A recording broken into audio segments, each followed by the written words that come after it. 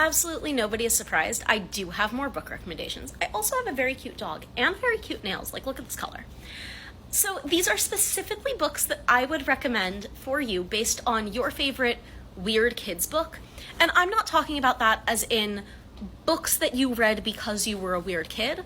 I'm talking about this in the sense that there are kids books that you read as a kid and they were a little bit weird. They had some more adult themes than most kids books do. And you genuinely do not know another human being in real life who's read it, who's not like directly related to you.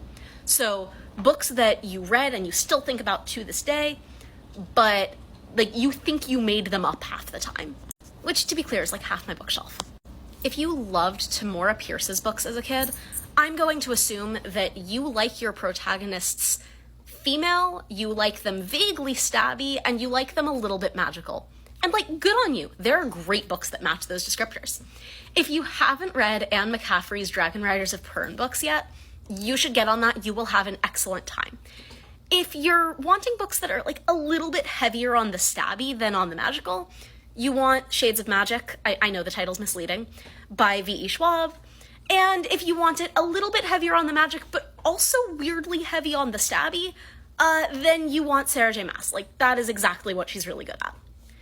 If you loved the His Dark Materials books as a kid, so that's The Golden Compass, which I think they're actually retitling The Northern Lights now, I learned that, The Amber Spyglass, and The Subtle Knife, those are not in the correct order, then the recommendation that I have for you is actually more His Dark Materials.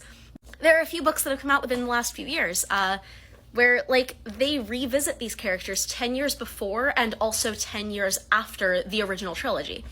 And I just think there's something really incredible about being able to go back and revisit characters that you know and love, but they've had 10 years to grow up with you.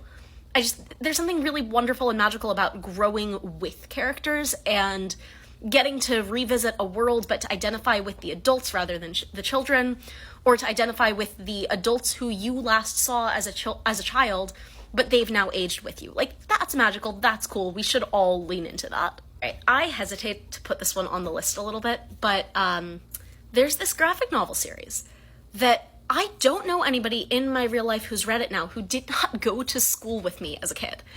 And this series took my whole 4th/5th grade classroom by storm. The library ran out of copies to give out to kids, and they had to buy more to put into circulation because so many kids were so obsessed with it. But I don't know anybody now in my adult life who wasn't in my 4th or 5th grade classroom who remembers them or has even heard of them in the first place. And those are the Bone graphic novels. And if you really, really loved those, then I'm going to assume that you like a good graphic novel, you like a good comic book, you like a surprisingly varied storytelling style that deals with really nuanced but kind of heavy themes. And with that in mind, I think that there's no question about it. You need to be reading the Sandman comics by Neil Gaiman. Like, that's what you should be doing. Speaking of Neil Gaiman, if you were really into the Bone books, I think that you would really like the book version of Coraline. It is deeply unsettling. There's a reason I actually think that it's creepier for adults than it is for kids. But I think that you would have, maybe a good time isn't the right word. You would have a time. Anyway, there will be a part 3 to this. I'm realizing that I actually have a lot of recommendations based on Weird Kids books. In the meantime, let me know if you think that there are books that I should be covering and should be talking about, and happy reading!